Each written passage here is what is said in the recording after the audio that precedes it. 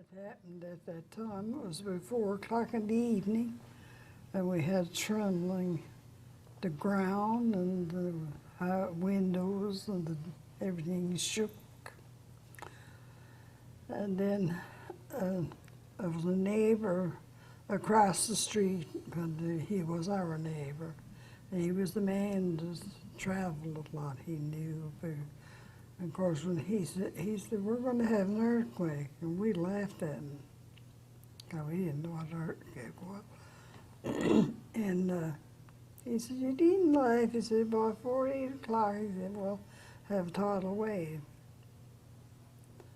We just pushed it aside, you know. Well, sure enough, 8 o'clock, and on the bottom, we had the tidal wave.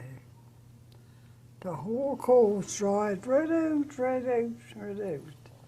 As far as you could see, right out across the point and all that.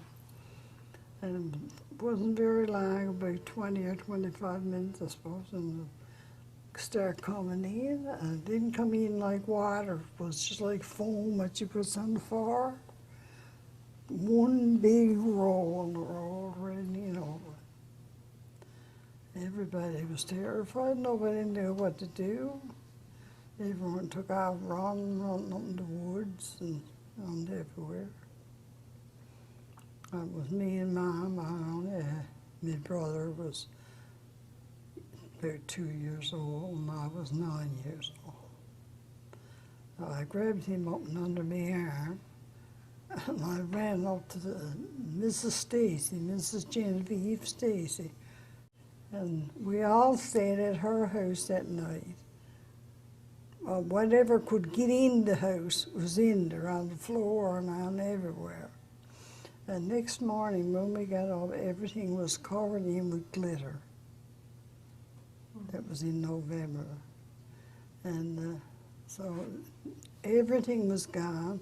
All the people's fish, and like they had in them times, you used to dry the fish, pack it all in little piles, we used to call it little faggots, on the beach, and leave it until the next morning, and then you spread it out if it was a fine day.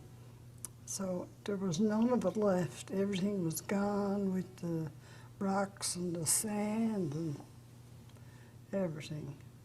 So then I went in and took all the beaches and all the ponds, and it was like between the ocean and the beach, and there was a little pond, and filled it all up with rocks and everything. And between them 2 points, there comes in. One came right straight in, up through, went up in all the meadows and everything, right up almost to the back road. And that family lost their house, brought down, placed in the pond. We had 3 children, 4 children. One was in bed, and the other, she was down with her mother in the kitchen.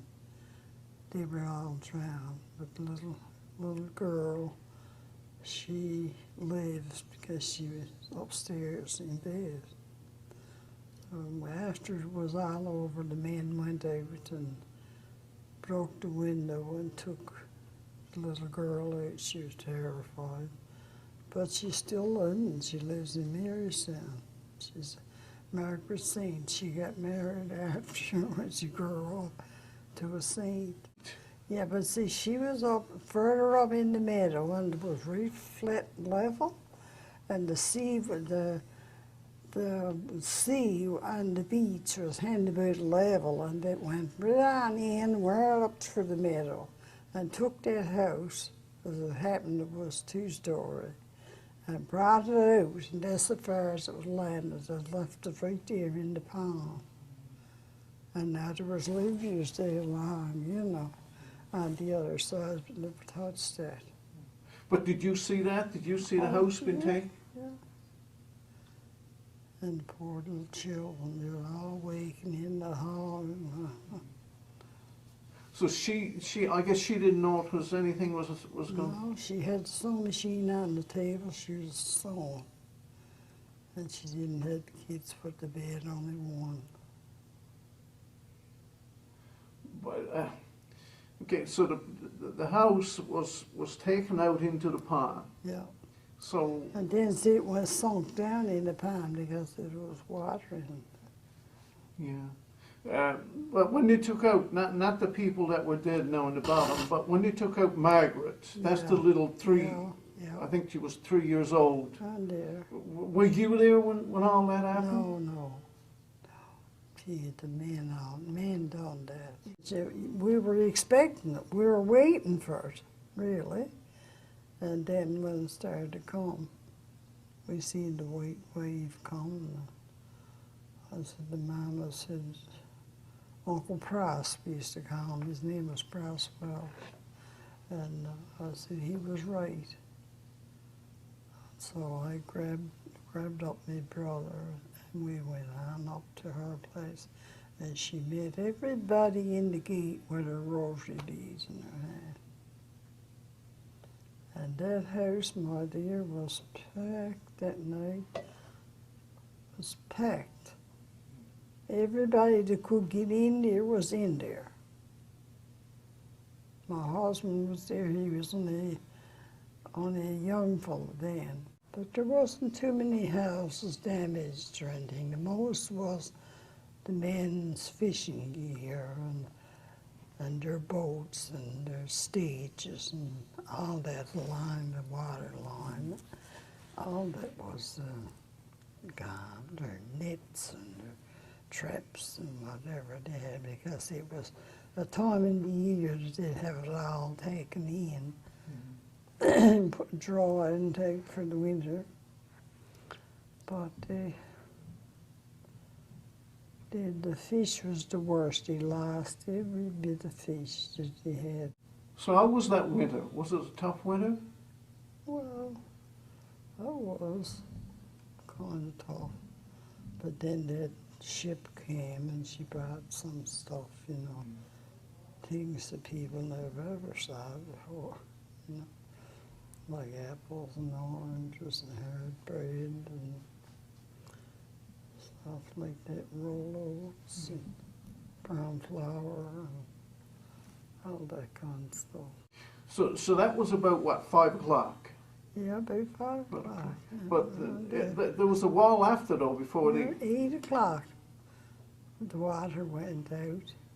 It dried right, my God, you'd have to see it to believe it. Yeah, and you could see the birds, you know, the gulls, because it wasn't really dark. And they picking on the seabed, on the bottom. And then it started to come. When it calmed in, it was furious, my dear.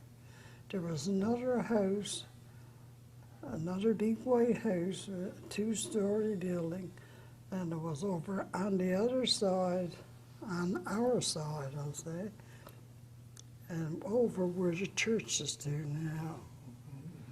And it was, well, then there used to be houses all up there, see? And this big house was there, and Jack Harnett, and they owned it. And there was nobody home in the house, but they had the lamp lit on the table, because there was no electric lights.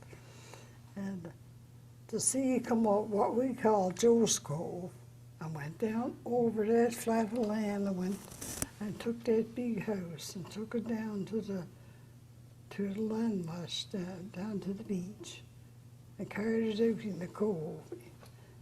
One big sea, and the next one brought it back and landed in the beach. It was hard to believe, and the lamp was on the table, never went out.